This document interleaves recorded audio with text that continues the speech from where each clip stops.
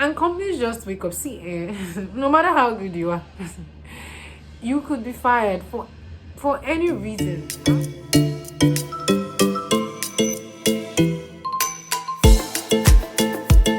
Hey guys, welcome back again. It's your girl Chi Amaka. Now, in today's video, we'll be talking about career security versus job security. Yeah, I know a lot of us want job security, but should that be our focus? I don't know. We'll be doing this together. So let's just start. It's just a probability that an individual would remain on the job for as long as they please. There is no fear of being fired, no fear of being dismissed, being laid off. It's just you wanting to be secure, having a secure, feel secure in that job. So you don't have the feeling of insecurity on your job. And yeah, I get it, it's totally fine. But is that our reality in modern times, like in the times we live in? I don't think so. I think things are beginning to shift such that your job is threatened every day by a lot of things. And if you don't know that, I think I don't get it. First of all, there's technology threatens the job you do every single day. Like, and companies just wake up. See, no matter how good you are, you could be fired for any reason. I don't know. It could be companies trying to downsize, right? Like reduce the size of their staff. It could be they could be doing layoffs, stuff like that. It could be outsourcing. They just decided to have that role outsourced. Global talent is such a thing right now, and it's beginning to affect people. See, I get people are loyal to their jobs, but let me tell you, when your company wants to fire you, they will not be loyal to you. I'm not saying this to make anybody scared. I'm not saying this in a demeaning way to companies. I'm just saying that it's a give or take, right? You're valuable to your company. You should be valuable to your company. You should be an asset. It might be a hard decision to fire you. It doesn't mean that the company will not fire you. Two different things. It's a hard decision to fire you, but it doesn't mean that they might not be able to fire you or let you go or something. So globalization, downsizing, outsourcing, recession. These are the things that can affect your job security. Now, there's another way to look at this. You want to feel secure. Do you want to feel secure on your job, or do you want to feel secure in your career in general? Like, if your company lets you go today, what's the probability that you can get another job? I don't know, from your network, your skill, like what, or you would be recommended by somebody in your organization, stuff like that. Like, what's the probability? Think, yeah. That's why we're going to talk about career security. Now, it's a very different term from what you have, say job security. So it looks at outside your organization. Who are you? Like, who are you outside of your organization? What's your network say? What can you bring to the table away from your company? Now, the thing with job security is people are so focused on exactly what their company needs, being better at that, sometimes being better at that particular job. But what about what your skill level is saying, what the global world needs? Can you wake up today and apply for a better job and you would get it? Stuff like that. If your company lets you go today, can somebody within your organization recommend you? So a job will give you a paycheck, your short-term paycheck, but career will give you a long-term financial security, so to speak. Right? Understand your talents, your strengths, your weaknesses, and try to harness those talents and improve on your weaknesses as a person. Now, harness your skill and everything. So one thing to note is that with job security, maybe it's all about your job. It's all about dusting, what's it called, being kissing asses at the office. Yes.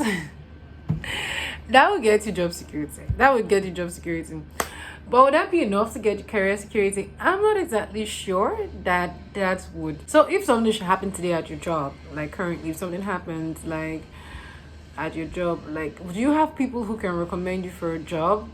How do you meet these people? If you don't have, how do you think you would meet these people, right?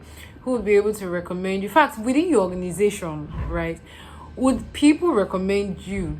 As it is now, say you're not even laid off, but would people recommend you for a job? Now, you know how you see, you hear people ask them, how did they join this organization? Somebody submitted my CV, or I came with so and so boss, like he was leaving this company and he poached me to come along with him. That is career security. That is the goal, right? You have to improve yourself, and it cuts across a lot. In fact, career security is harder, right? Because it cuts along a lot of lines. It cuts across your personality. Yes, it cuts across your personality, right? You can never go wrong with being a good person, a reliable person, someone who is honest. I think there are some attributes you can just never go wrong with, right?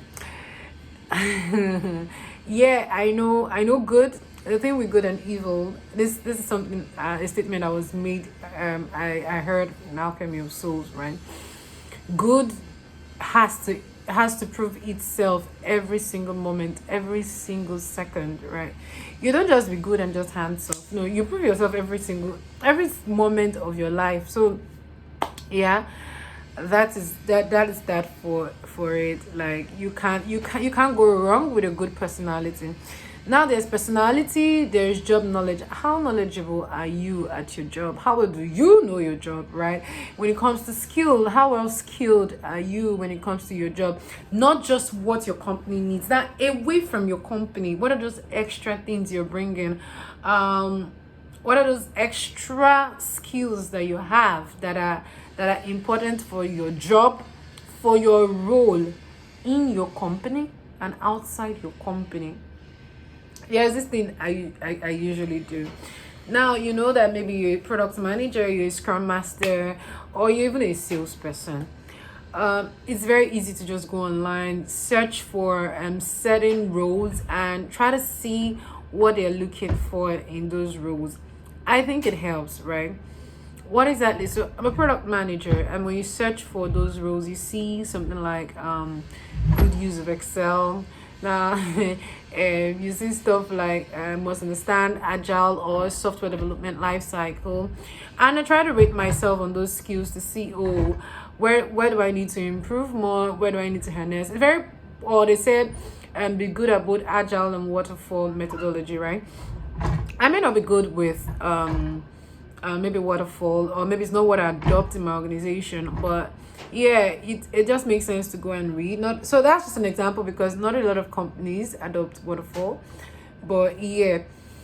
Or they say you must be knowledgeable about data, SQL, right?